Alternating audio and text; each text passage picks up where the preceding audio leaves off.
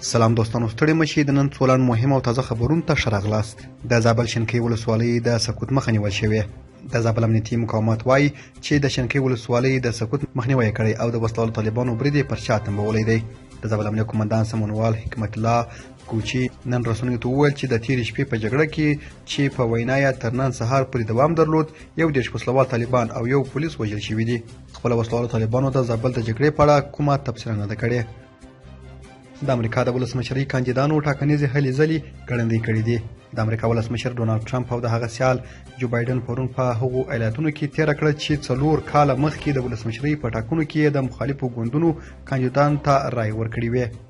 د امریکا ولسمشر ډونالډ ټرمپ او د هغه دیموکرات سیال جو بایډن د ټاکنیزو کمپاینونو په ترڅ کې پرون یکشنبه د دې هیواد په مختلفو ایالتونو کې تېره کړه او په کلیساو کې د یکشنبې د ورځې په مذهبي مراسمو کې ګډون وکړ.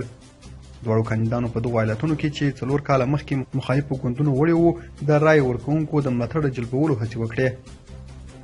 کابل کې غلا او سوداګریزه راکړه ورکړه 80 سلنه کمه کړې.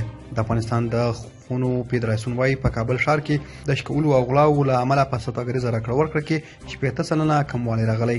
د افغانستان د خونو فدراسیون وایي چې په کابل ښار کې وسوالو غلاو او شکولو سوداګریزه راکړه ورکړه له جدي ننګونو سره مخ کړې ده. د دې فدراسیون مرستیال خان جان الکوزي رسنیو ته وویل د غلو له ویرې دوکانداران او نور بیلابیل کاروباریان سهار ناوخته او د مازدیګر وختي کورونو ته ځي چې دې چارې سوداګري اغېزمنه کړې. هغه زیاته کړه د وخت له لحاظه 4-5 ساعته وخت راکم شوی. په ټولنیز ډول د سوداګرۍ په عرصه کې 80% کمښت راغلی. داسې معلومیږي چې په ګمرکونو کې عواید له منځه تللي دي.